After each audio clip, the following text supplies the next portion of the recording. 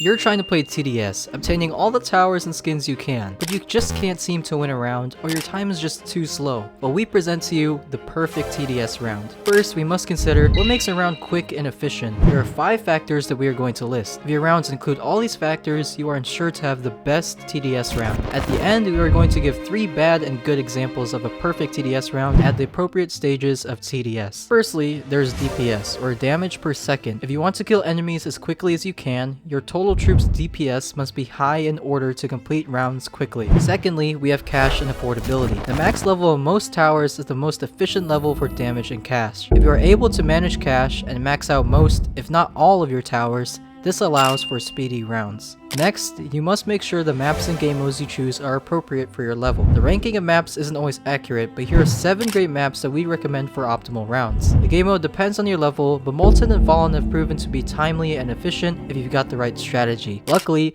easy and intermediate modes have less waves, making rounds quicker regardless. One of the most important factors is your loadout and strategy. There's a few layers to this one. There are many ways to create a loadout, but here is a guide to making one that allows your towers to be efficient and complementary to each other. If you follow these rules, then your loadout is perfect. If you have trouble following, comment below and we'll help you out. And while you're there, please hit the subscribe button. It means a ton to us, and if this video gets 500 likes, we will make a video guide on the perfect loadout. Anyways, don't forget, your strategy is important too. Make sure to use beginner towers for the early game, spend your money wisely, and prepare for certain waves correctly. There's a lot to creating a strategy, but experience will help you a lot over time. Lastly, it is most important that you enjoy the game and the grinding, and if you feel like you're consistently making progress, that's fantastic news. If you get bored and tired of playing after a few days because you're not seeing any progress, try to find new ways to play the game that still allows you to progress. Now, if you've got all those factors dialed in, let's look at 3 examples of what rounds might look like if these factors weren't dialed in.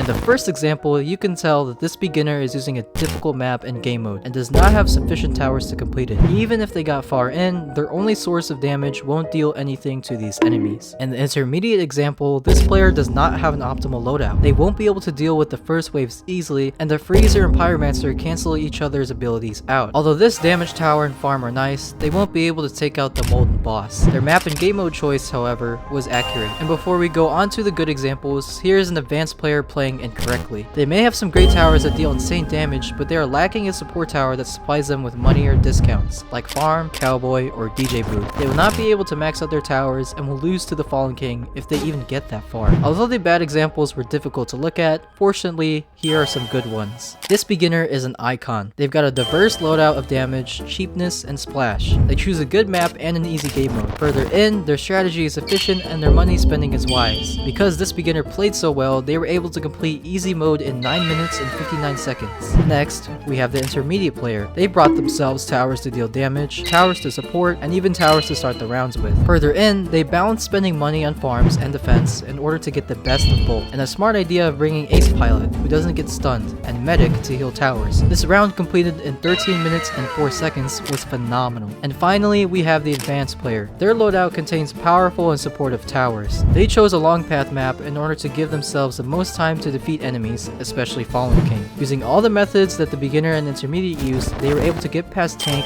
and even get themselves to Fallen King. And to no surprise, they were able to defeat Fallen in 18 minutes and 27 seconds. Obviously, there is so much to go over about making your TDS rounds perfect. In this video, we only showed you how to play accurately as a solo player. We highly recommend you play with friends. They make rounds immensely easier, especially at the beginning stages of TDS. But it is possible to solo rounds with the right strategy. Please do leave a like and subscribe, it helps us out a ton. Without further ado, have a fantastic day.